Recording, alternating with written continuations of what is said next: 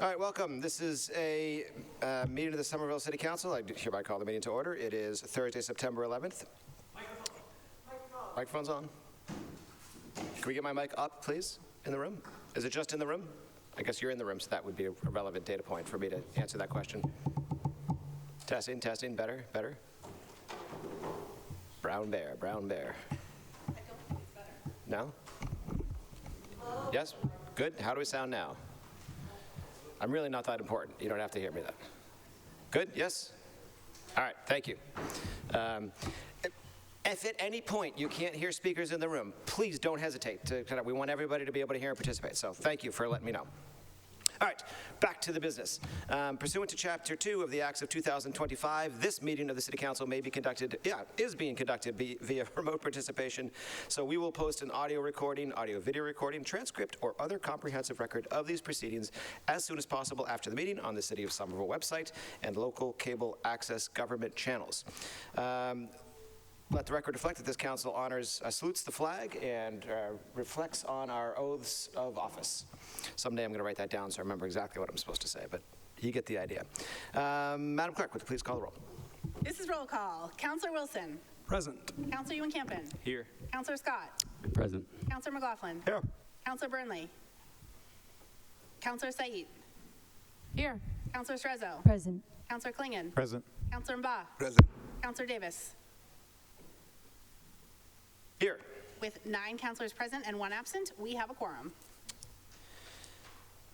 All right. Are there any remembrances? Councillor Scott?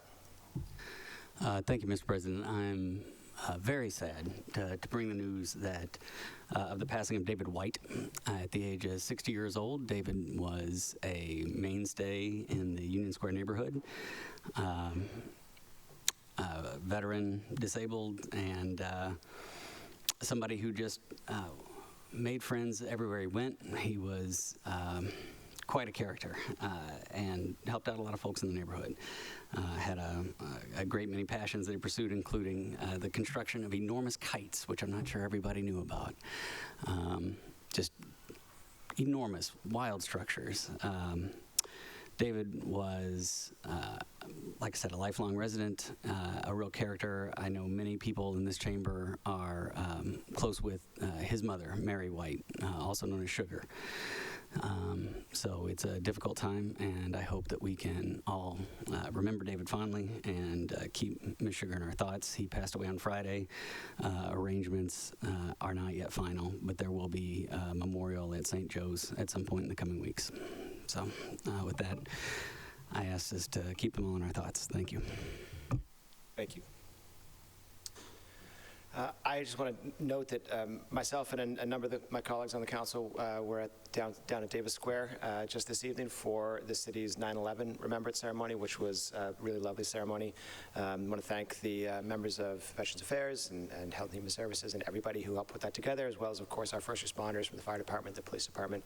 And if you have a chance, I saw TV there. Take a listen to the mayor's words, because it was really well said.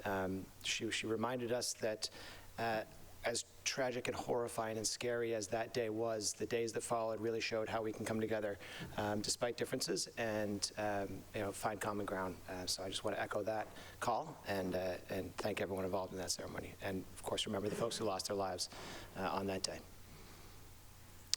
All right. Would everyone rise as you are able for a moment of silence?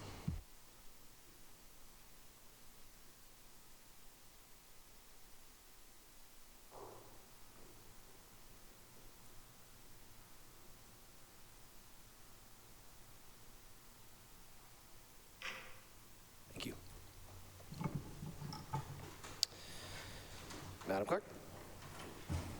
Thank you, Mr. President. The next item then will be item 1.3, the approval of the minutes of the regular meeting of July 10th, 2025. That item is approved. Item 1.4, approval of the minutes of the special meeting of July 30th, 2025. That item is approved. Item 2.1 is a citation by Councillor Davis commending participants of the inaugural Municipal Civics Academy for their commitment to civic engagement and devotion to the city. All right, I'm very excited about this, and I convinced our brilliant legislative analyst, Brendan Salisbury to come up and talk a little bit about the program because you deserve to hear from him. I want to thank Mr. Salisbury, the clerk's office, and everybody in the administration that was involved in that. I'm hearing that my mic may not be working online. Or is it in the room? Are we having in-the-room problems again? I want to make sure everybody can hear me. We good?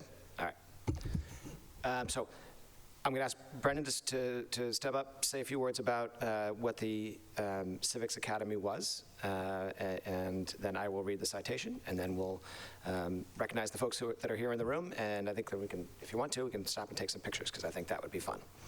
Mr. Salisbury. Thank you, Mr. President. I will say very little, if you don't mind. On the weekend of August 2nd, the City Clerk's Office hosted the inaugural Somerville Municipal Civics Academy at the Central Branch of the Library. The Municipal Civics Academies, as you may recall from my initial email to you, are a tool to promote fuller understanding in the community of not only what municipal government departments do, but also how we do the work that we do and how priorities are set. Staff from the Clerk's Office, Constituent Services, the Office of Immigrant Affairs, Inspectional Services, Mobility, Infrastructure and Asset Management, Planning, Preservation and Zoning, and our budget team spent our weekend with 15 of our residents, sharing information about zoning review and permitting, engaging in a simulated SOIA workday, working our way through the complexities of a construction project, analyzing ideas for ordinances, and generally making ourselves available to hear feedback and answer questions from our participants. I think the investment in civic engagement and the level of curiosity about the function of their government that our participants demonstrated is praiseworthy, and I hope that it will serve as an example for the rest of the community. We are looking forward to doing many more of these civics academies in the future. Thank you. Well, I can say that the buzz that I've heard about this after the fact has been nothing but glowing, incredibly positive. People were really excited about it. And as much positive feedback as I've heard people say, "Ooh, are they going to do it again? I'd love to do that." So hopefully we'll be able to do another one. Thank you. I joked earlier, and this program certainly deserves more than this silly joke. But when I first ran, and people asked, "What's the question I get at the doors most commonly?" It was, "What's an alderman?" So clearly there's a need. I think we've hopefully solved that problem a bit with our name change, but obviously a much deeper dive into municipal civics. So thank you for that. Let me read the citation, and then I think Brendan, you're going to help with handing out. Yes, indeed. The actual. What do we call them? Certificates to folks? Yeah, everybody, come on. If everyone who participated is in the room, come on, stand up. Come on forward. Come up to the podium there. If you'd like to. No pressure if folks want to stay seated, but you deserve to be on camera. All right, so citation. Be it hereby known that all the Somerville City Council and the Mayor offer their sincerest commendations to Municipal Civics Academy participants for their thoughtful participation, active commitment to civic engagement, and devotion to their city. We are grateful for the spirit of service that they bring to their community, offered this 11th day of September 2025.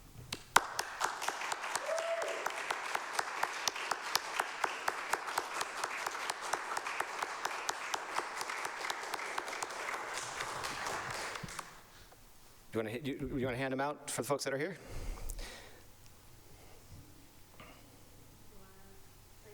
Yeah. And while we're getting the right certificates into the right hands, we'll take a brief recess of about 5 minutes, or as long as it takes to take a few pictures, and then get everybody back to their seats. So we stand in recess.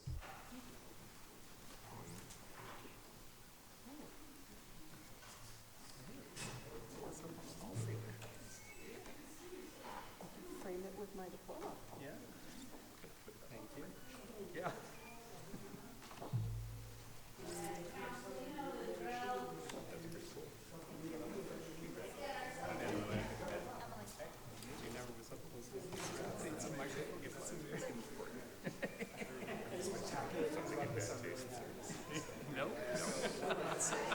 I was like, we could all go around for 20 minutes. Yeah. Ditto what he said.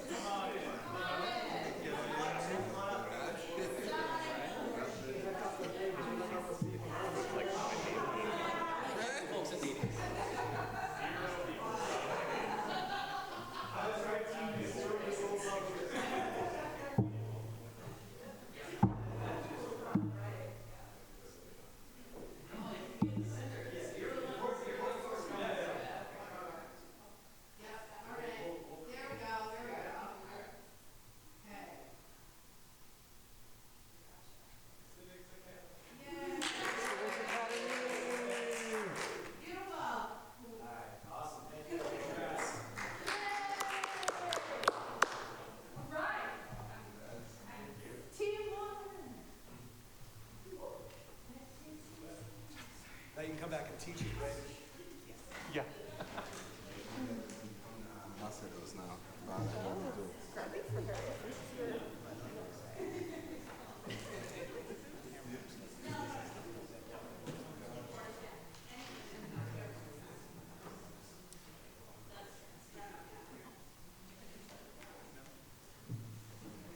Just going to hold on for a moment so that folks can come back to the seats, and if anyone walked away from their TVs, because I said 5 minutes, and that was about the fastest picture taking we've ever done, so.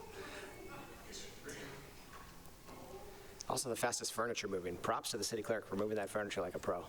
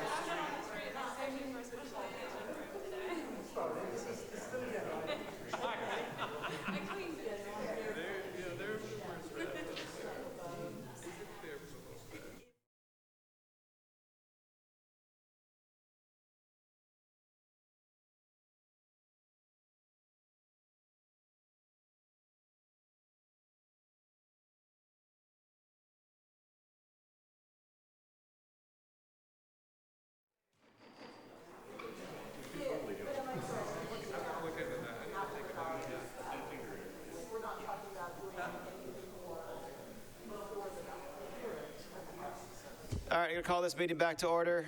I see that there is a quorum in the room. Madam Clerk, would you please read the next item? The next item is item 3.1, a grant of location from Eversource to install a total of 10 feet of conduit in Aldersea Street from utility pole 4/3 to a point of pickup at 17 Aldersea Street. I declare this public hearing open. Is there anyone here to speak on the item? Jackie Duffy. How are you tonight? Well, thank you. How are you? I'm excellent, thank you. We'd like to install 10 feet of conduit on Alderley Street, and this is to provide electric service to 1719 Alderley Street. Okay, thank you. Is there anyone else here to speak on the item? All right, seeing none, I declare the public hearing to be closed. Any discussion?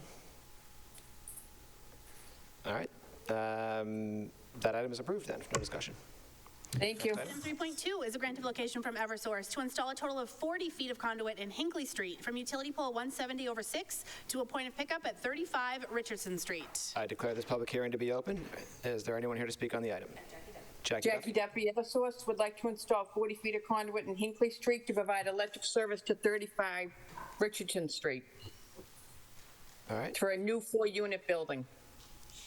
okay. Anyone else here to speak on the item?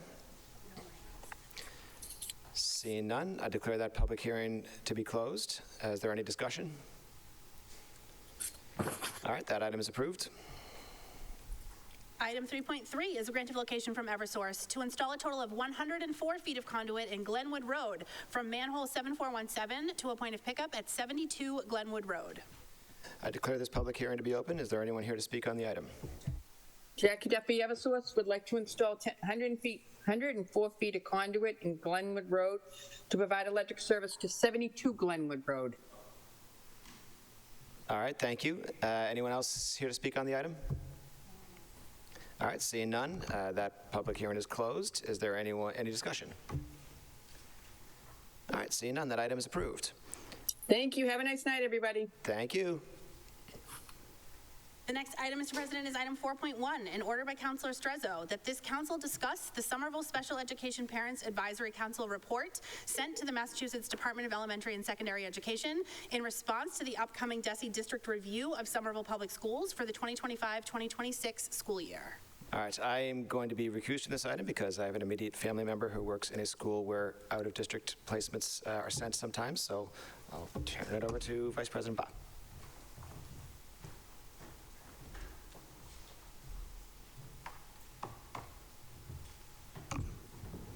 Councilor Strezzo. Thank you, Mr. President. So I put this order forward because I am the City Council representative on the Construction Advisory Committee that has been tasked with the decision or the recommendation of what happens with the Winter Hill Innovation School and the Brown School. And the meetings are long. They're like a good chunk of an evening, 2.5 hours every month. There's a lot of devotion and care and consideration, and I get a lot of inspiration in my fellow committee members, and what they bring to the table, and a spectrum of experiences and thoughts of opinions. And some of the members are parents of special needs kids with independent education plans and 504s, which is designed to help children who have specific learning disabilities, or maybe autistic, or may have dyslexia, or may have sensory issues. And the Winter Hill Innovation School has the AIM program and has many children on 504s or IEPs. And the AIM program is specifically designed to help autistic children. And there are children in the program that they are nonverbal, they can't speak, or they have a different way of communicating their needs. And many may be reliant upon an iPad to communicate what they want to say and use the iPad to do that. And as I've witnessed this process of the Construction Advisory Committee, I was astounded at how special needs families and children weren't really included in the conversation, including all of the AIM program, and what a space could look like for an autistic child or any child with sensory needs or a learning disability or is disabled. What would that look like for them? And as we have this conversation, and as of whether or not the Winter Hill School will be built with 900 students, and we close the Brown School and consolidate the Winter Hill with the Brown School, which, again, I've heard from both communities, are very against consolidating to merge a large school. And if the possibility of a 900-student school, which, by the way, would be the largest school that we have, if this exists, if it's created, would be the largest school we have, would be a huge silo for children. And where would the AIM program fit into that role? And I want to talk about an experience with a kindergartner, a child at the Healy, who, when they were in kindergarten, after lunch would hide in their cubby and throw books and shoes and scream, and would have behavioral problems after lunch. And the child would be placed in the redirect room. And the redirect room is the room for kids that are suspended or discipline problems, alongside the 8th graders that got into a fight or had, for some reason, ended up in the redirect room. This kindergartner was placed there when they were unable to regulate their emotions. And as it turned out, this child was later diagnosed with autism and intense sensory needs. And those sensory needs were triggered. What came to happen after lunch, when the cacophony of sounds in a large cafetorium, or cafeteria, as most people are known to call it, when the second graders would come into the room and the voices and the overstimulus of the sounds were too much for this autistic child to handle. And the child would come back to the kindergarten classroom and be a behavioral problem. And these are conversations that I have not yet heard in the CAG, in the department's explanation as to why we must build a 900-student school. And I most certainly am not comfortable talking about, I'm not going to get into that with the high school.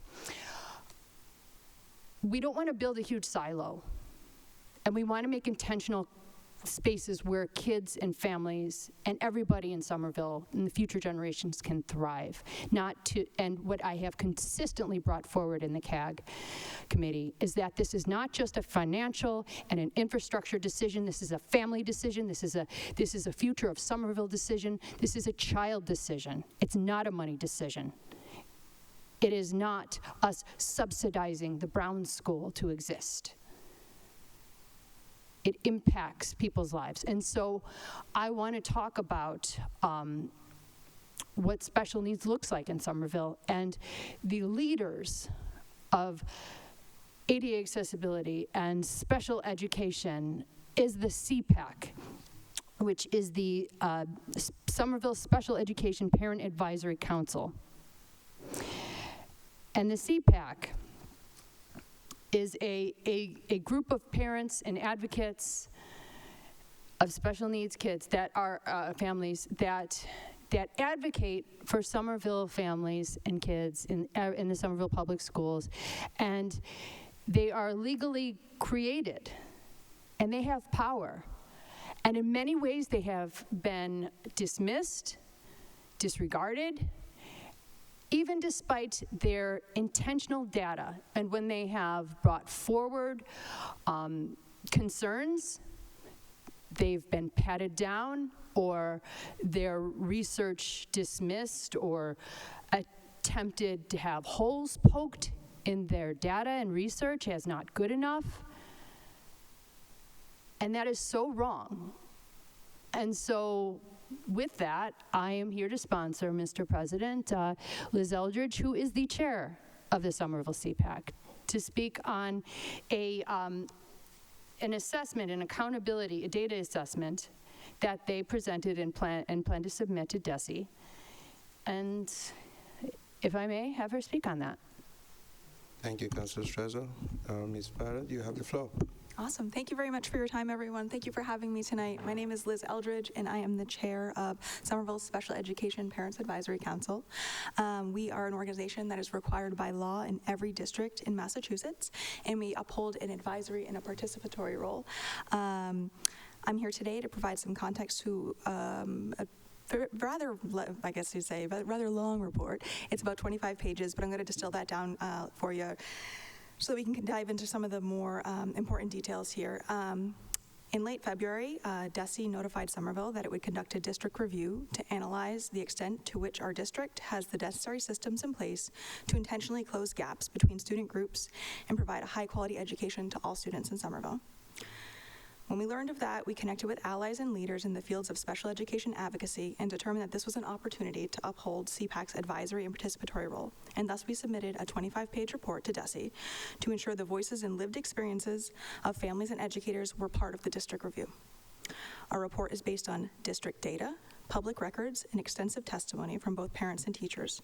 This report is a compilation of multiple sources of publicly available data, all put in one spot that increases accessibility and transparency. There's a copy, I think, for everyone this evening, as well as you might have received an email copy. It's also available for anyone that's listening in the audience or online on the CPAC website, and you can dive into it in full. I'm going to highlight now some specific areas of the report. Again, the entirety of the report is available on CPAC. First, to provide a little bit of context, in early May of this year, Somerville Special Education was designated as a needs assistance by DESE, citing non-compliance issues and MCAS scores. It noted that the district was required to engage in improvement activities to address areas of need as identified by the team. Second, we are concerned that there is a gap between the district's stated vision and the lived reality of students with disabilities. We believe that gap is not just small, but it's enormous. While district plans talk about equity and inclusion, in practice, many students are missing legally required services, evaluations are delayed, and IEPs are sometimes written based on staffing shortages rather than student needs. This is illegal. Third, students with disabilities make up a bit more than 1/5 of our student population, about 1,070 students in Somerville Public Schools. 2024 MCAS data shows that only 12% of students with disabilities in grades 3 through 8 were proficient in English language arts, compared to 46% of their general education peers. In math, 10% versus 39%. That means that nearly 9 out of 10 students with disabilities are not meeting grade level expectations. Fourth, the root causes are structural. Understaffing, lack of training, inconsistent school-level planning, communication challenges, a weak multi-tiered system of support that varies from school to school, and budgets that fail to prioritize legally mandated services all drive the concerns outlined in this report. Educators are being forced to triage which children receive support, and parents are left to fight for the rights and needs of their students. So what needs to change? The district must ensure every student with a disability receives the education and supports they are legally entitled to under the Individuals with Disabilities Education Act and Massachusetts regulations. Our report shows Somerville is running a dual system, an aspirational one described in its plans and an operational one that leaves students without services. Corrective action means more than compliance on paper. It means fidelity in practice. IEPs must be written based on student needs and then fully implemented. That requires funding special education at levels that match student need, hiring and retaining qualified staff, ensuring timely evaluations and service delivery.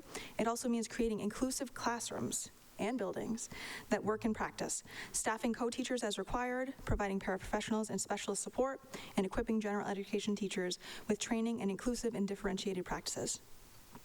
Finally, the district must meaningfully engage families and CPAC as state law requires, and create a culture of accountability, transparency, and inclusion across every school. We want to be clear. This is not about individual teachers or families working in isolation. This is about a system that has not been meeting its legal or ethical obligations and is about an urgent need for accountability and structural change. CPAC submitted this report not only to document the crisis at hand, but to insist that the upcoming state review be a turning point. Every child in Somerville has the right to a free and appropriate public education, and our students with disabilities cannot wait any longer. Thank you for your time.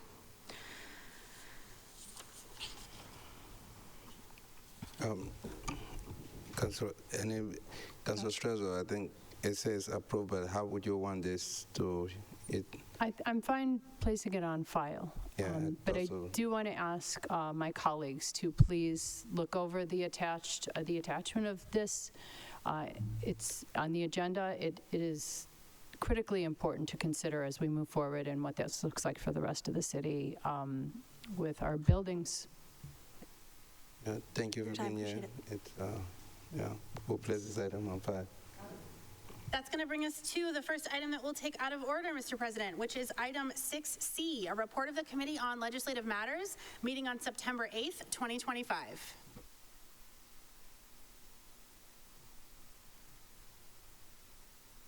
Thank you, Madam Clerk. Councilor Scott? Everybody speak into your microphones for people who are a little hard of hearing. Thank you. Absolutely. Councilor Scott, you have the floor. Thank you, Mr. President. The Legislative Matters Committee met on, oh my Lord, Monday, September 8th at 6 o'clock. We were there for about an hour and 15 minutes. 4 out of 5 were present. He had discussion about a few substantive items, one of which is being recommended out to be approved tonight, and one is discharged with no recommendation. I'll start with the easy one.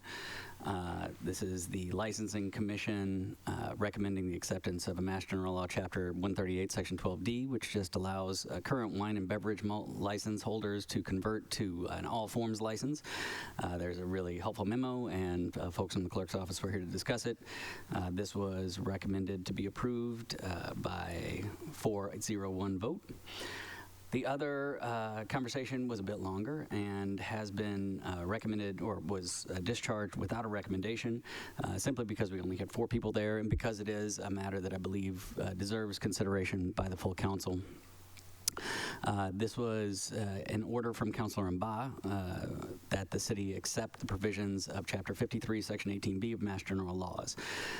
This is simply a voter information provision, which says that any ballot measures that will go out would need to have an informational packet sent by the city explaining what the measures are that are going to be on the ballot and why a voter might want to. So a simple summary prepared by the solicitor's office and a very short pro and con argument, I believe, of 150 words. So that voters will at least have a chance to understand what's going to be on their ballot before they get to the ballot box. This was brought forward by Councilor Mba and was supported by a letter from former Alderman Connolly and former Mayors Brune and Gay. A very interesting conversation happened in committee. The concern from the mayor's staff and the elections department is that there would be a cost of approximately $40,000 to put this mailing out. And that there are deadline issues since, as of now, the 3 ballot measures, of the 3 ballot measures that could be on the ballot, one of them, the voter petition for regarding Palestine, has been certified by the elections department, but the 2 others, one on adoption of the charter that has gone through the city council and process, and the inclusion of a 4-year term for our mayor, those 2 items still have not emerged from the State House and would require State House approval in order to go on the ballot. My understanding on that is that the deadline for that to take place would be on the 19th. But in any case, if it's not been approved until the 30th, that certainly puts us in a bind in terms of the timelines involved for sending a mailing. It's me. Oh, yes? Eat your mic. Eat my mic more? All right. Mr. Chair, it's the first time I've ever been told that I'm not loud enough. Thank you. So with that done, I believe there is room for discussion on this. I'll withhold my own personal commentary. Just want to relay this, the summary of the discussion that was in committee. So that item on the adoption of the committee report will be before this council for consideration, deliberation, and disposition. With that, I ask that the committee report be accepted as submitted. Thank you, Mr. President. Discussion on the committee report, separate from the item that will be before us following approval. All right, seeing none, do we need additional votes for the item that was approved in committee? We do. Okay. So this is on the item 25-1317, the acceptance of Mass General Laws, Chapter 138, Section 12D, to allow current wine and malt beverage license holders to apply to convert to a non-transferable all forms alcohol license. On that item, Councilor Wilson. Yes. Councilor Ewan-Campen. Yes. Councilor Scott. Yes. Councilor McLaughlin. Yes. Councilor Burnley. Councilor Said. Yes. Councilor Strezzo. Yes. Councilor Klingon. Yes. Councilor Mba. Yes. Councilor Davis. Yes. With 9 councilors in favor, none opposed, and 1 absent, that item is approved. And the item now before the council is item 25-1373, that the city of Somerville hereby accepts the provisions of Chapter 53, Section 18B of the Massachusetts General Laws. Discussion? Councilor Scott, we'll go back to you. Thank you, Mr. President. So just for further context here, this is a state measure, a state law that can be adopted by cities and towns, which requires, in some way requires information be sent to voters, but also in important ways enables information to be sent to voters. My understanding from the Law Department's explanation in committee is that without this provision, the city cannot actually spend money to send a mailer out to residents in the city. That would be prohibited. That would be an unlawful use of the city's money unless it was enabled by this statute. So if there was a desire by the city to spread information about this another way, it could be posted on the city's website. It could be potentially distributed through flyers at public meetings that were held to educate the public. But in terms of a citywide mailer to inform people about the content of the ballot questions, that would not be allowed without the acceptance of this measure. I have heard a great many viewpoints on this in the last few days. And from my standpoint, Mr. President, I am not concerned about what side of any particular issue, whether it's the Palestine question or the charter question, that any of the proponents of this are on. It's simply a question of, is this the right thing to do in terms of communication from my viewpoint? And I certainly understand folks who say, well, some of the advocates for this were in city government many years ago, and they could have adopted this provision, to which I say only, it is never too late to correct a mistake, as our colleague from Ward 5 once said. So I have, after considering it, I continue to be inclined to support the adoption of this, simply because I think more information in the hands of voters is generally a good thing. And frankly, at this point, I'd like to have as much democracy as I can get for as long as we can keep it. But that said, I understand there's logistical concerns here, and eager to hear the thoughts of my colleagues. I appreciate the opportunity to give my opinion. Thank you. Councilor Young-Campen. Thank you, Mr. Chair. So I just want to share my view as a committee member. I'm obviously completely supportive of the idea that we should be sending as much information about any ballot questions, period. I was previously unfamiliar with this provision that we can opt into. And I fully support us moving forward with this, but my good colleague just said it's never too late to correct a mistake. I am convinced that it is too late for this particular election cycle based on what we heard Monday night. We heard a thorough presentation from Director Salerno, the Elections Department, from the Solicitor's Office in terms of, I'm not particularly concerned about the cost. I think if that was the only thing, I could be compelled. But with the timeline, with early voting, I am not comfortable moving forward with this, kind of trying to opt into this right now, right before an election. I think would be, in my opinion, kind of irresponsible and would set us up for a failure. So I very much want to act on this for future years. I would support, I don't know, if someone has a proposal tonight and the language prepared to have us, for this to kick in next year, that'd be fine. I don't have that language. I would prefer that this go back to committee and that we actually get it right before passing it. Councilor Baugh. Thank you, Mr. President. As the maker also of this motion, I want to first of all just echo the sentiment of my colleagues, the councillor from Ward 2 and the good councillor from Ward 3. Again, the way for the public, it's important also for us to let them know what's going on for those who are watching, because they probably don't understand. They probably just as a highlight, we conducted a charter review process. And there were some provisions that could have been in there, and again, it was probably an oversight on our part, which we also have to acknowledge publicly. But the person that actually brought this to my attention, I'm honored that she's here.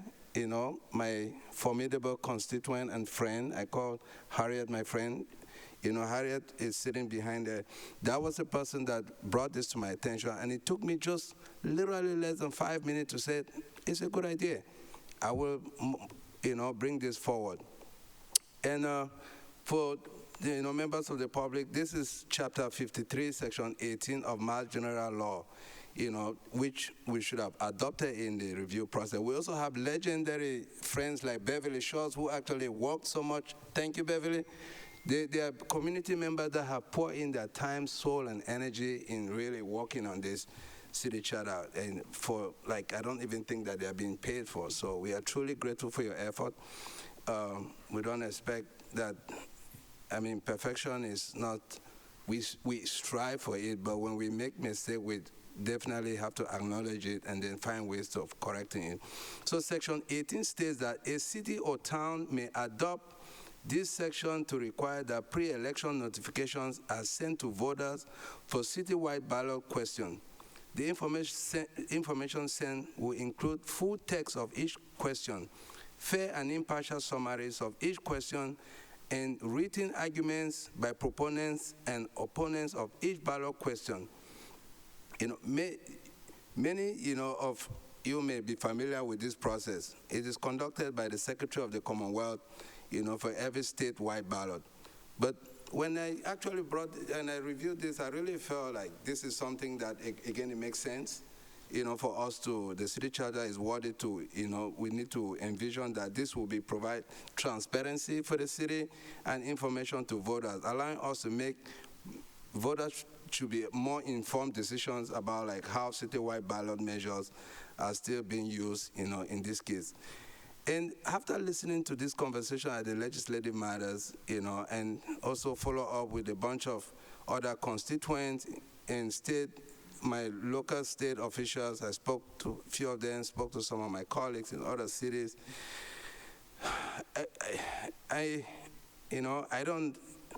And the administration actually talked about like cost. They mentioned many things that I wasn't. If it's about cost, we can provide a cost. But if it's about the legality, then we can have a conversation around it to know its implication. Because again, there's nuance in this process that we don't know. We also don't want to place any undue burden on our city. And so.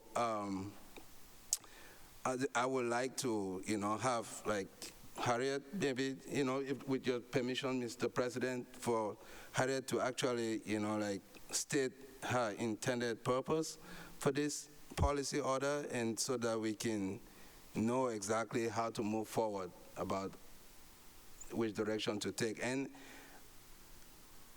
I do think that it is wise to learn more, about how this actually works. And how it will work, because there are many implications about it. I'm not a lawyer, so get more information, before we can really proceed. I'm also happy to know exactly what is the implication of not adopting it right now, like what will happen for their voters, because they deserve the right to be informed about what they are voting on the ballot. So with your permission, I would like to sponsor Harriet, to speak to this item. Councilor Ba would like to sponsor Harriet Hurry to speak. Councilor Ba, this is for information. So I was honored and grateful to have Ms. Hurry speak at the last council meeting. This is new information, talking about different things. Okay, very well. Unless there's any objection. All right, seeing none.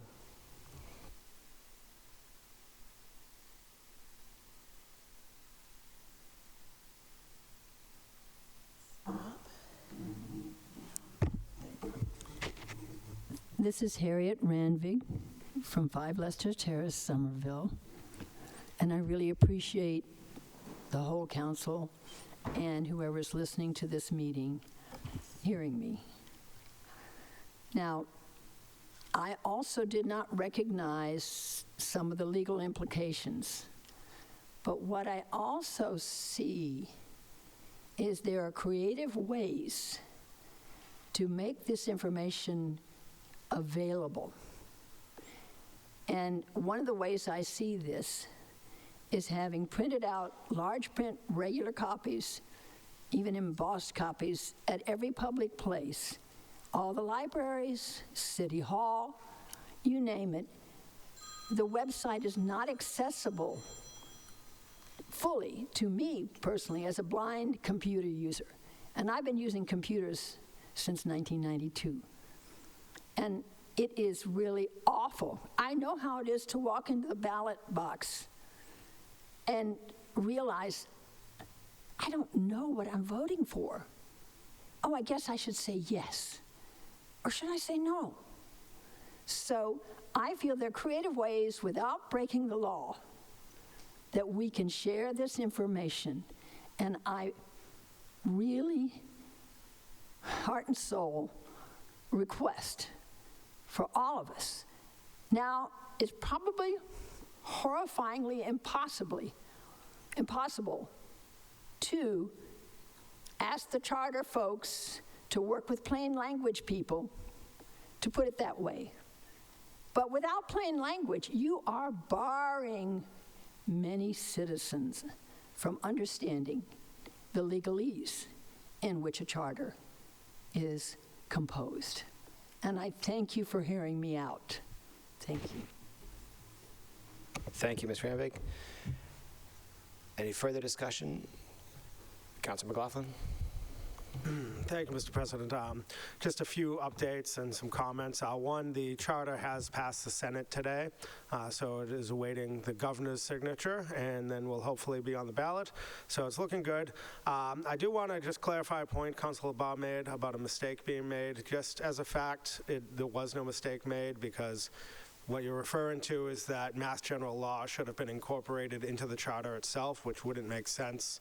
We had several conversations like this about what would or wouldn't be in a charter. This is basically our Constitution.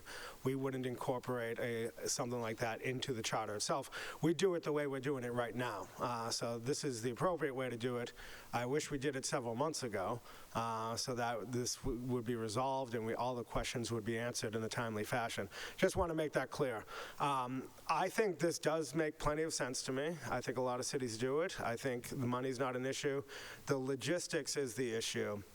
And it was said that it's not too late to make a mistake. It's never too late to correct a mistake, but there's always time to make more mistakes. And that's what I'm concerned about, is that if we do this without understanding the repercussions of it, what it does to the impact of not just the charter, but other ballot questions that people have worked incredibly hard on, have spent months and years trying to get it on the ballot, and now we're kind of under the gun trying to make a decision about something that we only discussed at the last city council meeting. So that's my concern, which is why I still have more questions too, and I would prefer for it to go back to committee for more discussion. Just a few other thoughts is one of the great aspects of the city charter is it is written in plain language, which is probably a pretty big deal considering it was 100 years ago that this was written. It's in old-timey language, it's in legalese, I don't understand it. There's a new document that everybody can read, and it is online. We should make every effort to get as much information out as possible, but if people do want to look at it, you can look at somervillema.gov/charter review, and you can see the current one, you can see previous drafts. There's a lot of information on that site, and I will tell you, as an activist myself, taking off my councilor hat, putting on the activist, I'm going to be making a big effort to publicize this and let people know, because I'm also a person who, if I go into the ballot box and I don't understand what I'm voting for, I usually do try to figure it out beforehand, but there are especially ballot questions are very complicated. What does it mean? What are the implications? I either don't vote for it, or I don't vote at all, or I vote against it if I don't understand it. So I would understand if people felt that way. On the same note, I feel the same way about this right now. I don't know what would happen if I voted yes. What would happen to the ballot questions that people have worked on? So I agree with a couple of my colleagues that we should send it back to committee for further review. I think it would make sense in the future, but it is concerning that there's a preliminary next week. And in a few weeks later, we have a big election. So just want to make sure we get it right. Don't make any future mistakes right now. Thank you. Any further discussion? No? Okay. Councilor Young-Kepin? Mr. President, thanks. I just wanted to make it really clear that I agree with every single thing that Ms. Ramvig said, and I hope it is clear to everyone who's been following this that the city does have a communication plan that they're going to develop. We are all committed to making sure that this information is spread as widely as possible, and as Councilor McLaughlin just said, it's also, once we leave here in our roles as city councilors, we can all as citizens do everything we can to spread the word as well. Okay. Councilor Bott? Let's go to Councilor Wilson first. He hasn't spoken, then we'll go to Councilor Bott. No, please. Thanks, Mr. President. I always try to speak for myself in these situations. I do feel confident saying two things that I'm pretty sure are true for everyone here. Everyone here supports transparency. Everyone here wants people to know what they're voting on. right? I'm very confident in those things. The cost to me, $40,000 that's not really a consideration here. We can find $40,000 to make sure people know what's going on. It is that question of feasibility and of logistics, and that has me, concerned that it might be rushed or that we might get it wrong in some way. I like the idea that Councilor Euenkampen mentioned of possibly looking at a later start date for this. You might recall during our charter review process, right? We talked about the idea of things that we knew would poison pill this charter, that we might be able to pass this charter and possibly go the route of the Attorney General approved ballot question to bring those before the public. So it's possible that there could be additional charter amendments down the road, and it'd be good to have this in place because those will be very much in the weeds. And so I definitely support the idea of having this. I'm just very concerned about rushing this and getting it wrong. And I like the suggestion, and as our colleague from Ward 3 just mentioned, well, what can we do, in terms of the communication effort around these, outside of a legally mandated process this time around so we can make sure we get it right. Thanks. Councilor Ba? Yeah, thank you, Mr. President. It also, again, eloquently spoken. It was also brought to my attention that last November was the first time that, we ever had a Braille voter guide. And it was imperfectly implemented, like, the good councilor said. But it started things going, and next time we will be better. So we are always improving things. And I think that's part of, how democracy works as well. So we can take our time and not, again, like we talked about, like the cost part should not be the problem. And but if there's legal implications, we want to go figure it out so that there are no undue burden on the city and also unintended consequences of what we are trying to push ahead. So thank you. Any further discussion? I'm hearing a general sense that we're in agreement sending this back to committee for discussion. Councilor Scott? Mr. Chair, as a procedural note, just a vote in favor or against this would preclude it from going back to committee for a period of time. So if you wanted to get a sense of the will of the council, a vote on whether or not to refer this back to committee would accomplish that. Thank you. I see that we have Liaison Radazzi here. I want to give you the opportunity to speak to it. I heard a pretty good sense that the logistics, but I actually would like to hear, if you don't mind, one of the things that we did talk about in committee and that we heard again from Ms. Ranovic was things that we can do instead of this. And so I want to give you the opportunity to let us know that you've heard that, and if you have any specific new information you could share about, and I should have asked you about this afternoon. We did talk about it in committee, so I apologize for not queuing it up, but at the very least to give you the opportunity to acknowledge that there are plans in place or plans being put in place, if you care to speak to any of those, and also to call out Ms. Ranovic's suggestion about large print and embossed copies at various places. If that's something, I'll put that question out there for consideration. In addition to anything else that might be in the works. And I also want to flag Ms. Ranovic's comment that the website is not as accessible as perhaps it ought to be. And so let's certainly dig into that a bit as well. But can you just speak to what the administration has taken from the committee meeting discussion, and if this, assuming this does go back to committee, as it sounds like that's the will of the council, what are we going to do to still make sure we get the word out? Thank you, Mr. President. Yes, the city also shares the desire to have an informed electorate. That's a very important part of democracy. We are open to continuing discussion on the adoption of this statute. Again, was listening. The city is working with comms, with law, to make sure that we're working within the confines of state law to make sure that we're putting out information in a legal way. We're exploring a variety of different ways that are authorized under current state law, and we'll make every effort to make sure that we get some neutral summary language of the ballot question. heard some of the suggestions about website, about the large print bold. I am not a comms expert or anything, so I know that there's ongoing conversations with comms, with law, with elections, so we're trying to figure out what we can do going forward on this. But happy to continue to discuss this as needed. Thank you, Councilor Strezzo. Thank you, Mr. President. Through you, to our liaison. Would it be possible to, is a robocall within our ability within the law? And also, is a text message with the general information of these ballot questions within the ability, within our ability? With the robocall, and first off, yeah, I also was not convinced that 45K is really that hard of a lift with the city. So even if we put all our effort in with the communications department doing the heavy lift on this, can we do an intense push out to the community for those that ordinarily wouldn't go to the website to look for information on the language of what will be on the ballot question in the charter committee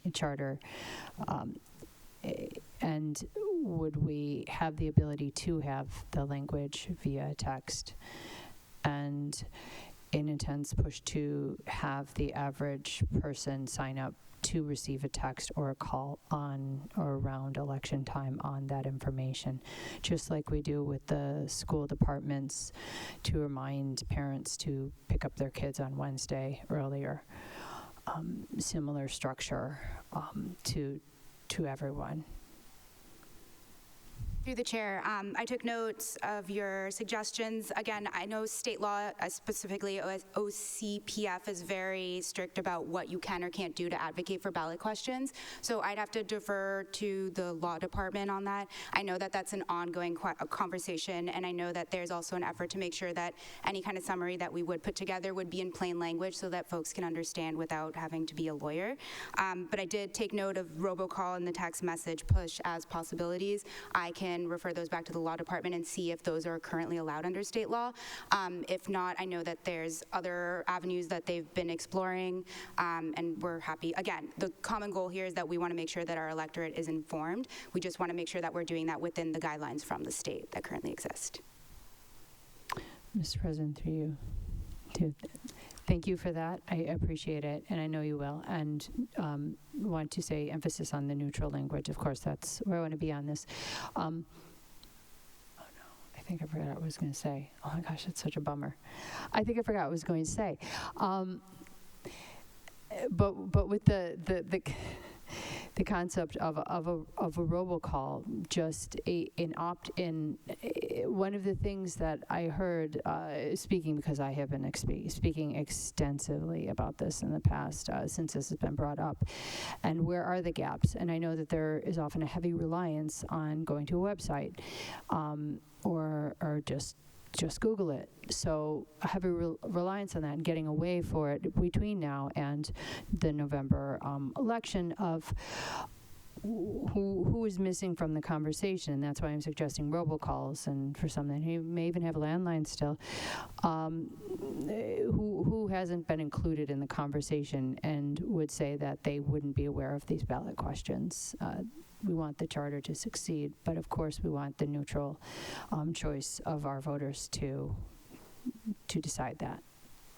Thank you. Through the chair, appreciate the suggestions, and I have also forgotten what I was about to say. Oh, I was going to say, sorry. I was going to say that we're also, in order to cover more of those gaps, we probably wouldn't choose just one method of spreading the information. It would be a variety of whatever is possible of the options in front of us. So I'm glad I got that back. Councilor McLaughlin. Mr. President, if I may, real quick, I just want to sponsor Bev Schwartz, who worked on the charter, to speak just to talk about outreach efforts and informing the public. Councilor McLaughlin would like to sponsor Bev Schwartz. Seeing no objection. Go right ahead. Hi. So as soon as we heard that this was likely going to happen, I reached out to my fellow Charter Committee members, and 5 of us are volunteering to do outreach on this. So we're going to, with the help of Matt, we are going to put together an effort to try to reach as many people as possible about the charter. I also want to say, just throw in one more suggestion in the call text suggestion is, at minimum, I would think that the city would be able to put the actual language of the charter somewhere, and if somebody can just robocall or email a link to that, that's not arguing pro or against, that just gives people access to what we're voting on. But I want information to get out there, but I don't want anything to get in the way of moving this forward. We have a charter that's dated 1899. A great deal of work was put in by a lot of people, and we did a lot of public outreach. Now, granted, that was 2 years ago, and there are people who've moved into the city since then, and they don't know. We got to do our best effort to reach them. But given the effort, the level of education we got, this was not a off-the-hip thing. This was a well-researched, well-outreach, and I would think it would be a shame to have this fail because of a technicality or something like that. So please, for all of us who've worked really hard, consider that. Thank you. Thank you, Mr. Schwartz. Councilor Wilson? Yeah, Mr. President, we'd be remiss, we heard the update today that it has cleared the Senate now, so just awaiting the governor's signature. We'd be remiss to not thank our state delegation for all the work they did carrying this and getting this pushed through on a really compressed timeline after this came in very late, far past the usual deadline for these things. Hear, hear. All right, Councilor Bob. Just the last plug, just to make sure that in the same token to add 1 or 2 cents is once we send those robocalls or send information, it should actually be in a few multiple languages so that other people that don't know what this is all about should understand what we're doing. Okay, seeing no further discussion, unless there's an objection, send this one back to committee. All right, very well. Thank you, everyone, for the discussion on that. Next item. That is going to return us to the regular order of business, which is item 4.2, an order by Councilor Strezzo that the Commissioner of Public Works provide information regarding the installation, safety, and accessibility of a railing on the concrete stairs between the play structures and the soccer field at the Winter Hill Community Innovation School playground. Councilor Strezzo. Thank you, Mr. President. We just built this playground, but also this was brought forward by a constituent. I think it's a very valid point, and I'm asking if we can put it in committee. I'm open to HCD or open spaces. School buildings. Any particular? I'm inclined to send this to school building committee because it's we've talked about those types of things, but we could could be open space, could be. I'm fine with that. Where's my chair there? Someone else had an opinion. Good. All right. That is approved and with a copy sent to School Building Facilities and Maintenance. Thank you. Item 4.3 is an order by Councilor Mba that the city clerk implement the hiring practices detailed within for positions in the city council and city clerk departments. Councilor Mba. Thank you, Mr. President. As we all know, our city clerk is an A player, so we are so proud of having her, and there's always room for improvement. So, and I always say that one of my greatest wish or dream is I want to be remembered as somebody who opened doors for others. So I think, having been a diverse city when I ran for mayor, my main goal was also ensure that our municipal government reflects the people that we are serving. So we just gotta continue to work on fairness, transparency, strengthening public trust in our institutions. So this is what he hopes to accomplish, ensuring that the equity and excellence go hand in hand, and this simply reaffirms some of his leadership in advancing inclusion while protecting fairness and compliance. So I will kind of like, with your indulgence, I will be the one to be honored to kind of like, pen what I wrote down in that order. So Welcome to read it into the record. just if for you the prefer. public record, because I floor. want to go on record for this. So whereas the city of Somerville is committed to equity, inclusion, and ensuring that our workforce reflects the diversity of our community. And whereas representation of people of color in city council and clerk's office positions strengthens public trust, fosters accountability, and ensures that decision-making reflects the lived experiences of all residents. And whereas the City Council has a responsibility to lead by example in adopting equitable hiring practices that expand opportunity for historically underrepresented communities. Now, therefore, be it ordered that the City Council hereby requires that any hiring process for positions within the City Council or the City Clerk's office shall, to the extent practicable, include at least one person of color from Somerville's community, including but not limited to current council staff, councilors, or qualified residents as part of the hiring committee or interview panel. And any finalist pool for positions within the City Council or City Clerk's office shall, whenever reasonably possible, include at least one qualified candidate of color as determined through the standard hiring criteria in order to advance equity, strengthen diversity, and ensure meaningful representation in hiring outcomes. And be it further ordered that the Personnel Department, in coordination with the City Clerk and City Council President, shall develop clear implementation guidelines, including outreach strategies, compliance mechanism, and equity-focused training for panel participants to ensure fairness, consistency, and alignment with the city's equity goals. And be it further ordered that the City Personnel Department shall provide an annual report to the City Council summarizing implementation, compliance, and measurable outcomes, including demographic data on applicant pools, finalists, and hires. And be it further ordered that this policy is to be implemented in a manner consistent with all applicable state and federal equal opportunity laws. Nothing in this order shall be construed as establishing quotas or unlawful preferences. Rather, it is intended to ensure diverse candidate slates, equitable access to opportunities, and inclusive decision-making processes. And be it further that the City Clerk of Committees forward this order to the Personnel Department, the City Clerk, and the City Council President for appropriate action. And I know that one of my colleagues, Councilor, said, so I think I was mostly intended to just, approve this and not even refer to committee, but I think she expressed that she wants it to go to committee. If you want to say a few words and determine how where this should go, I'm happy to, to also do as you wish.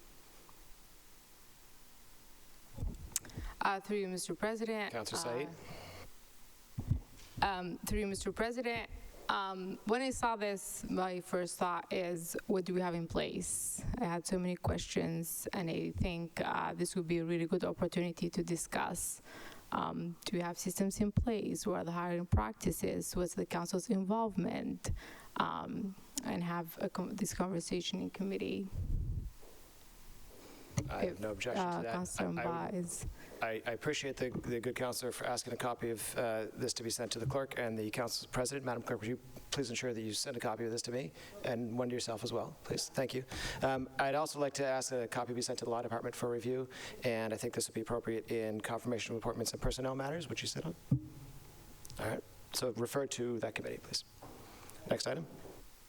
Item 4.4 is an order by Councilors Klingon, McLaughlin, and Wilson that the Director of Mobility and the Director of Engineering collaborate to install crosswalks across Walnut Street and Wigglesworth Street near Sunnyside Avenue to protect Winter Hill Community Innovation School students, families, and educators using the Otis Street footbridge. Councilor Strezza would like to sign on. Councilor Klingon.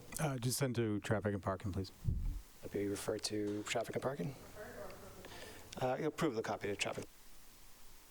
Item 4.5 is an order by Councilor Scott that the city clerk provide this council with an update regarding promulgation from the State Cannabis Control Commission of regulations and licensure procedures related to the operation of cannabis consumption lounges. Councilor Wilson would like to sign on. I would like to as well. Councilor Scott. Thank you, Mr. President. This is one of those, which is kind of hard to believe this many years after legalization, that we still don't actually have any of these interior lounges. My last understanding from the state is that the Mass Control Commission would have promulgated these regulations by this point this year. I believe we're still waiting on them, but it would be great to have an update. I know I've been approached not just by advocates, but also by people who own retail establishments in the city of Somerville where they have set aside space for this particular use. And when the folks who are in this business don't know what's going on or are asking me, I think we could all use an update. So I'd appreciate it. I think it might be a fun time in licenses and permits sometime for the clerk to give us an update.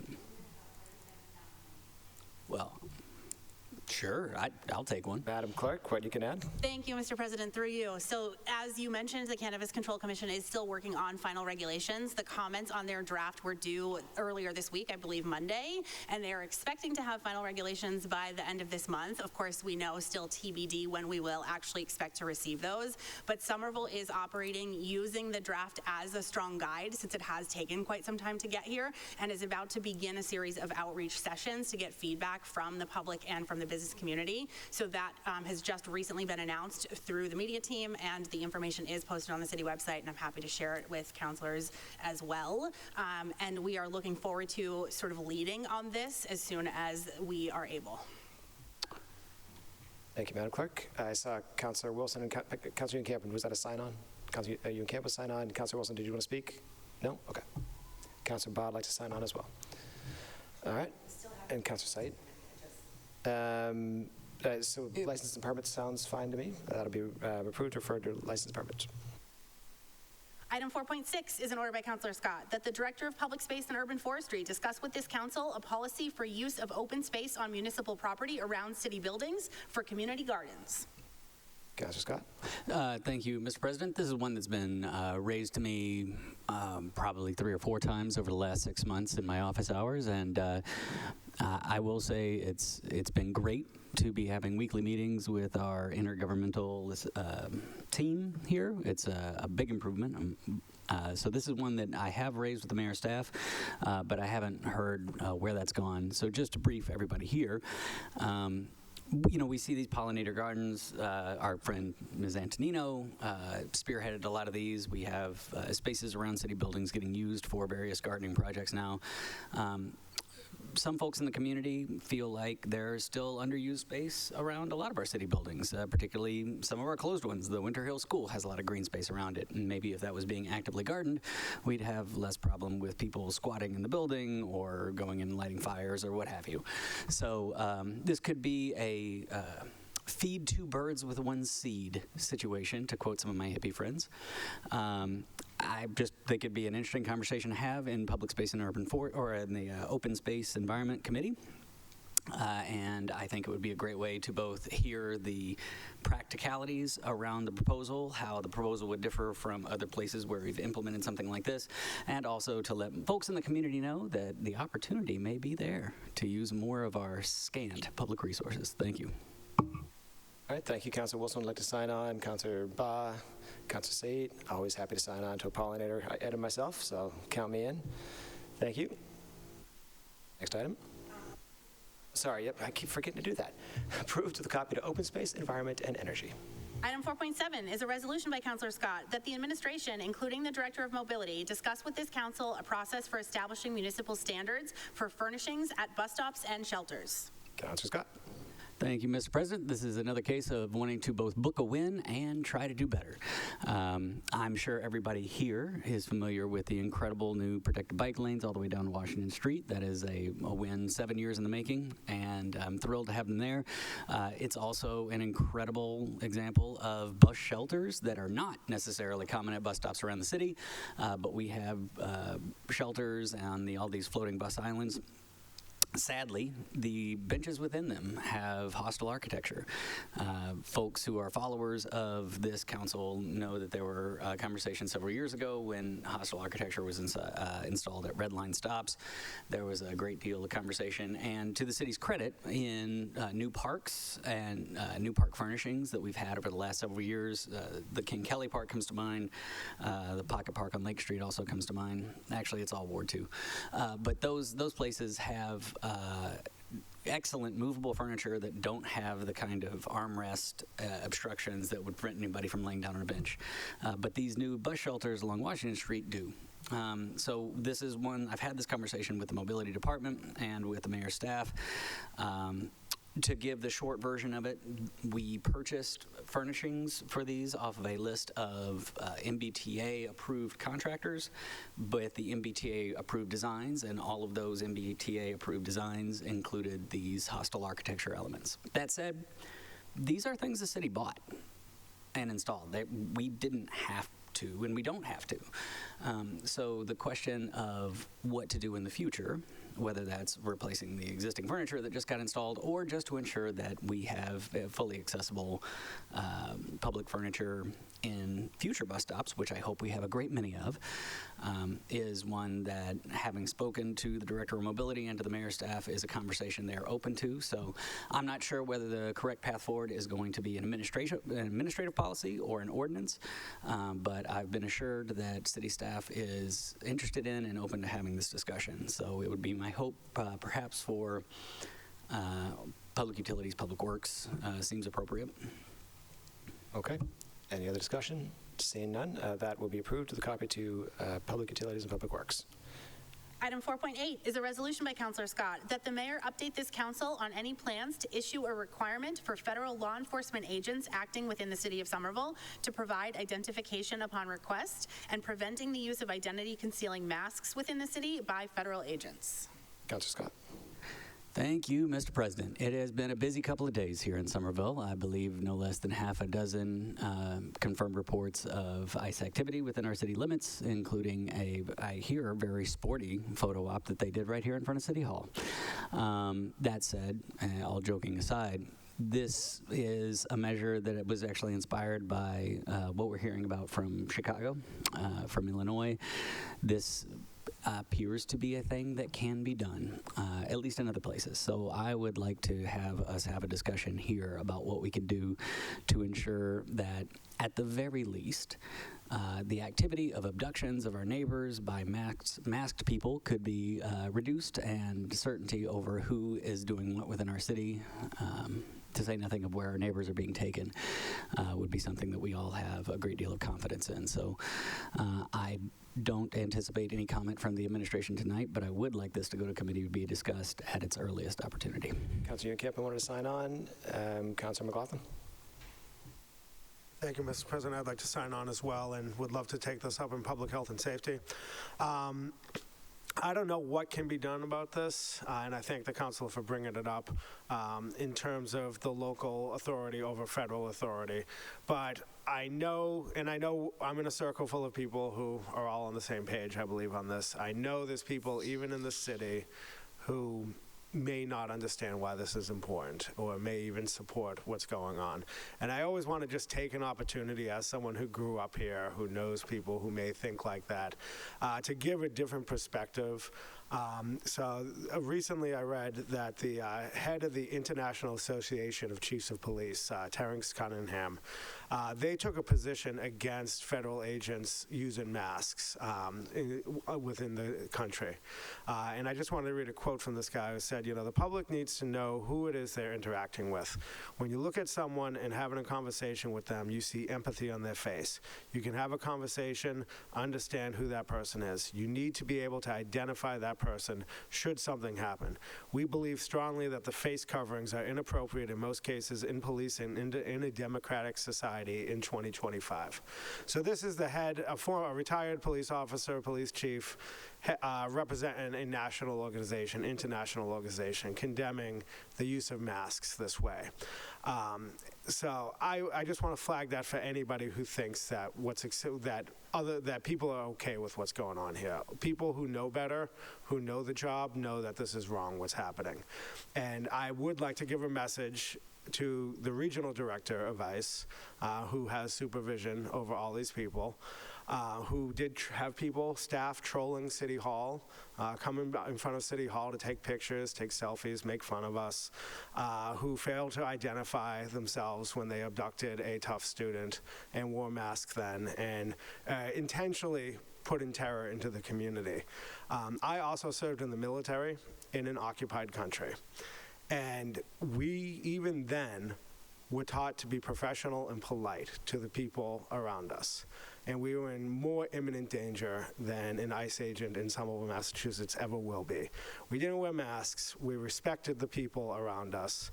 And I know what my commanding officer would do if I acted like this, if I took a selfie in front of a mosque and decided to embarrass people, or if I did anything like this, if I failed to identify myself, if I acted in any inappropriate way, I would get a court-martial. And to know that this is being allowed and encouraged from the highest levels of government is very disheartening. This is not an occupied country. You're not trolls. You're representative of our government. And you should conduct yourself that way when you're in any city in America. Okay, I saw Councilor Ewan-Campen and Wilson wanted to sign on. I will as well, thank you. Councilor Said, Councilor Strezzo, Councilor Klingon, Councilor Ba, very well. Public health and public safety, yep, that was my thinking exactly. The next item then is going to be item 6A, a report of the Committee on Finance, meeting on September 9th, 2025. Mr. Wilson.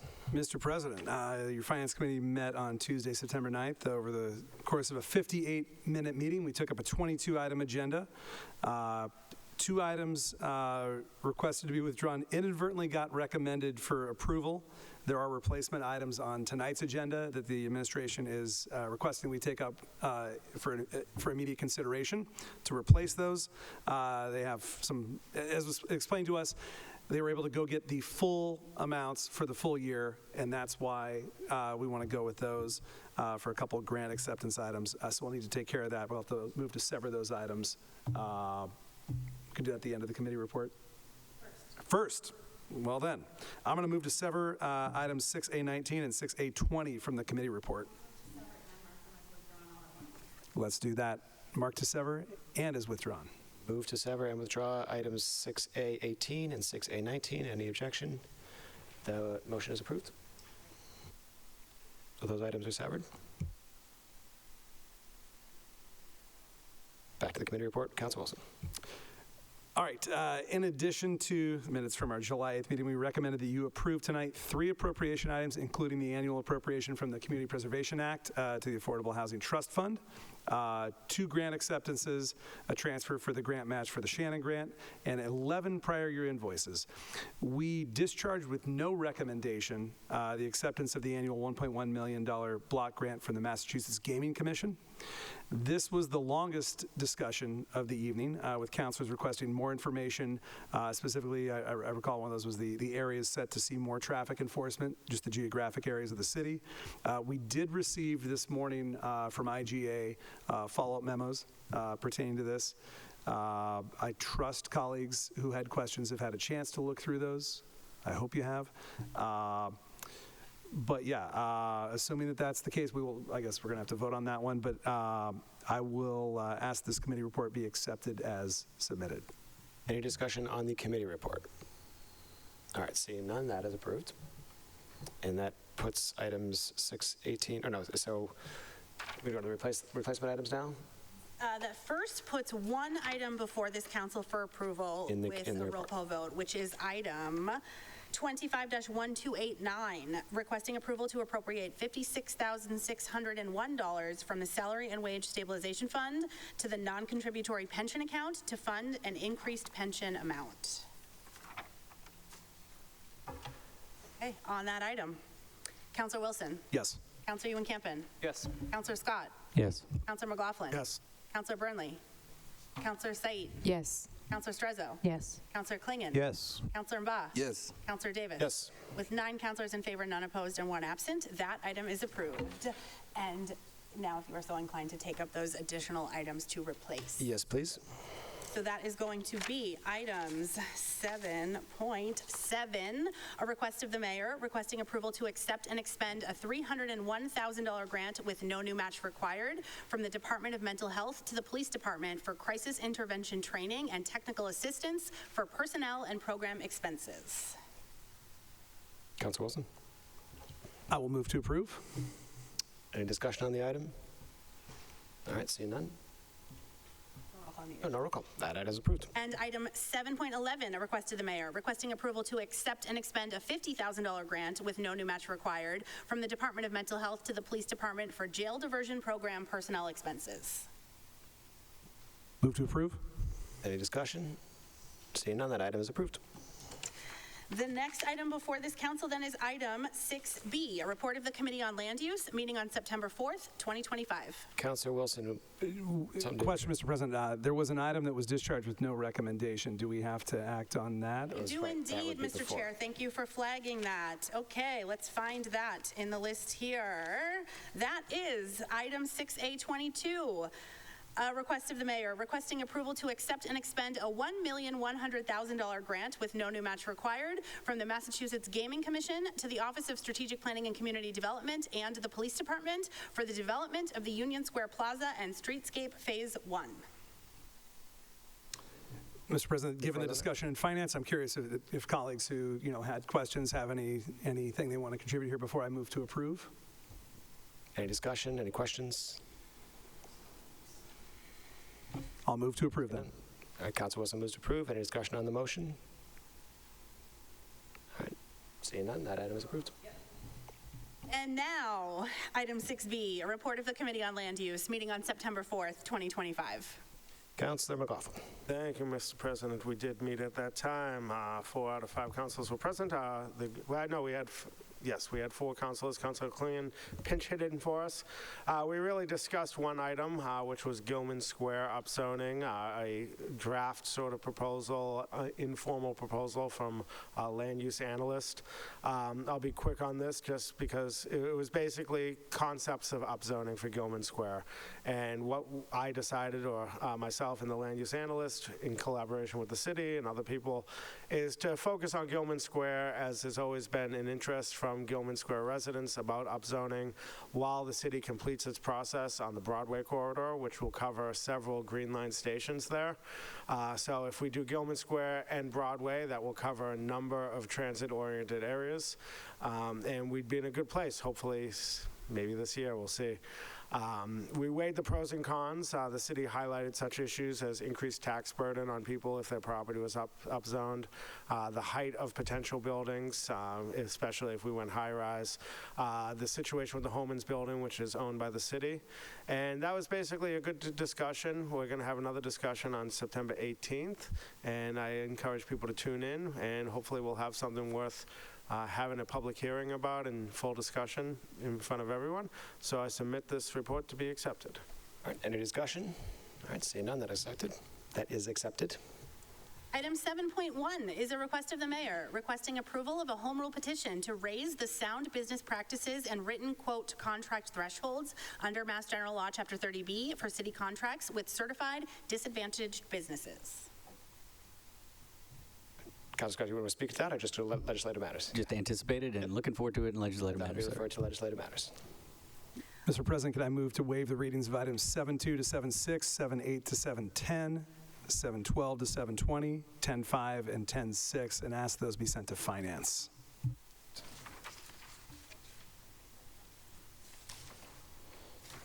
That all matches what I got written down on my agenda. Good, Madam Clerk? Any objection to the waiving the readings of those items and being sent to finance? Seeing no objection, so be it. Next item. Item 7.21 is a request of the mayor requesting approval of an exemption for Jonathan Sirigatis as required by Mass General Law, Chapter 268A, Section 20B. Questions? All right. Seeing no objection, that item is approved. Item 8.1 is an officer's communication from the city clerk conveying block party licenses issued. Woohoo, block parties. I'll note that Josephine is on there, one of the oldest block parties. Not to play favorites, but it's a good one. Look at the list, go to your block parties, apply for more if your street isn't on there. Thank you, that is placed on file. Item 9.1, if anyone is so inclined to make a motion. Who's our vice chair of license?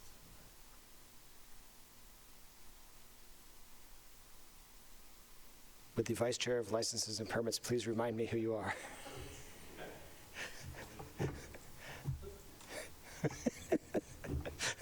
Literally, nobody wants to take the job. Hold on, I got it right here.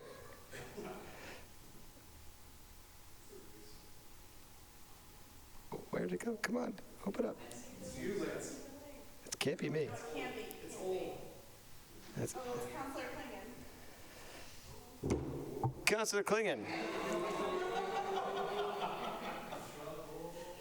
Well, in fairness, it was me, but when I became president just a short time ago, I had to switch it around. So it's perfectly understandable that folks. Hey, look, the city website still doesn't have the updated positions, which I raised today. Hopefully, we'll get that fixed. You know, things sometimes take time. No Mr. worries. President, through you to you, yeah, this is one that because I wasn't on this committee and then made the chair. I was just put on this committee recently after Councilor Pineda-Neufeld left. So I haven't even been to one of these meetings yet. So it just completely slipped my mind. My apologies. Councilor Klingon, we all have faith. You've got this. Okay. So yeah, I'd like to waive the readings of perhaps 9.1 through 9.10. 9.1 to 9.10. And move for approval. And 10.7. Oh, and 10.7 too. I had to find it on the page, mister. It's a fluid process, ladies and gentlemen, and everyone else. 10.7, yes, very good. So I'm going to note on 10.7, this is a supplemental item, and I'm typically remorse to take action on items that are in the supplemental agenda. I did review this item, I had this conversation with the clerk, and I'm comfortable moving forward with it if it's the will of the council. You know, typically if there's a supplemental item that comes in, it should be because of it was not reasonably foreseeable, and there's some time sensitivity to it. The other supplemental items, I expect it will all go to committee, so they will be properly noticed. We'll have a discussion there. But I want to flag that. We certainly can move forward. I've been advised on this item if it's the will of the council, or we can send it to committee. It's, you know, you can take a look and see what it is. But I have no objection to it being approved tonight, for what it's worth. All right. Seeing no objection to discussion, those items, the reading is waived, and those items are approved. Thank you. Item 9.11 is a public communication from Michael Vaglica submitting comments regarding bike lanes. It's on file. Item 9.12 is a public communication from Greta Pintacuda submitting comments regarding bird feeding. Placed on file. Item 9.13 is a public communication from Lindsay McCaskey submitting comments regarding Davis Square. Placed on file. Item 10.1 is a resolution by Councilors Strezzo and Klingon that the administration inform this council of the process, action, and communication used to consider acquiring the closed school building privately owned by the Archdiocese of Boston on Thurston Street after the Winter Hill Community Innovation School was deemed unsuitable for use. Okay, so again, I'm just going to reiterate for going forward on any supplemental items,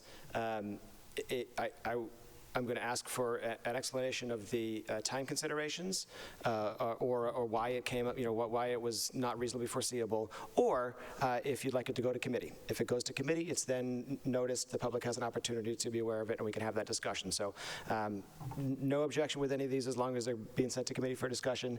I'm not inclined to approve any of these. The other option is we can lay them on the table for the next meeting and approve them if we don't have to discuss anything in committee. This is all part of our making sure we comply with open meeting laws. On that, let's have the conversation, and then, do you want to talk on the item or on that policy? On the item. Okay, so let's go to Councilor Strezzo first as well.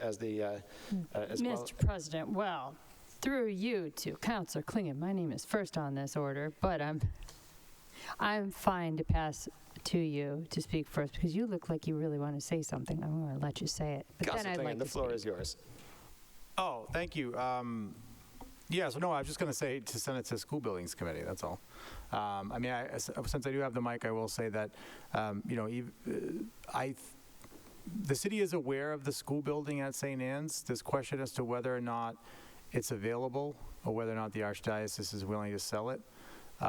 There is some rumor that maybe they're leasing it, like they're in talks of a lease, probably with the charter school, but this is a piece of property that if we're to build at 115 Sycamore could be integral to creating a campus and essentially being able to expand our footprint on that site.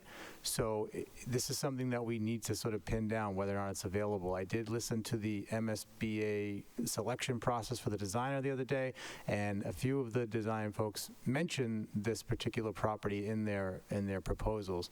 So I think it behooves us to really kind of figure out what's happening with that parcel and whether or not, you know, we're going to need that. And I know that's just kind of putting the cart before the horse, but if we lose the opportunity, then it's gone, and you know, we won't have it. So I've been talking with Councilor Strezzo, who's on the CAG. I'm on the school committee, the MSBA building committee, and happy, you know, we put this in. Thank you for being the lead on this, but that's what I want to say on the matter. But yeah, happy to send it to school buildings committee and have that discussion there.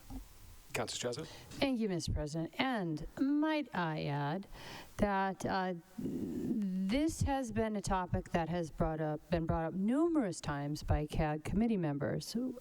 And the Director of Infrastructure Asset Management, Director Raish, said that they did explore it, but I have not seen any documentation or actual evidence that that has happened. So what I'm requesting, alongside Councilor Clingan, is actual documentation or evidence that that has happened. And why this would not be a viable option, because it looks like a pretty hardy 3-floor building, school building that already exists. And echoing what Councilor Clingan has said, yes, I very much want this sent to committee, and a hearty discussion on that as well. Thank you. All right, Councilor Wilson would like to sign on. That will be referred to School Buildings, Facilities, and Maintenance. Next item. Next item is item 10.2, an order by Councilor Wilson that the city clerk work with this council to amend the Code of Ordinances to better regulate the sale of secondhand goods. Councilor Wilson. Mr. President, councilors were contacted on Tuesday, so not a reasonably anticipated item, by a local business owner, understandably frustrated with what is some very, we'll say, questionably worded language in our Code of Ordinances around licensing for the sale of secondhand goods. I've spoken with our city clerk and our council's legislative and policy analyst about this, and I think there's, and we'll say, a lot of room for improvement in the current language, and I'd like the opportunity to come up with better wording for legislative matters to take a crack at in terms of amending our Code of Ordinances, and I've gotten pledges from both to work on this. So again, nothing needed tonight. It'd be great to send this to legislative matters, and we can then work on crafting that language. Okay, I saw sign-ons from Councilor Ba, Clingan, Strezzo, Scott. Great. And that will be referred to legislative matters. Item 10.3 is an order by Councilor Burnley that the city solicitor update this council on the new Immigration and Customs Enforcement cooperation requirements attached to forthcoming Urban Area Security Initiative grants. Be referred to Public Health and Public Safety. Finance. Item 10.4 is an order. Sorry, Madam Clerk. Request to refer to finance. Request to direct this. Grants, I saw that at the end. Yep, thank you. And the following to So finance. referred to Finance Committee. Got it. Item 10.4 is an order by Councilor Burnley that the Chief of Police or the Metro Boston Homeland Security Region representative update this council on the strategy for applying for Urban Area Security Initiative or any other federal grants that require immigration and customs enforcement cooperation. Councilor Wilson. Yeah, Mr. President, just for some context, this came up in finance the other night because it was pointed out that the UASI grant that we were accepting was from, I think, FY23, and therefore did not have this updated language in it that we are so concerned about requiring cooperation with federal immigration authorities. So very good to have this discussion. Would love to see it happen in finance, along with some of the items that typically get sent to finance along these lines. Very good. So that will be referred to Finance.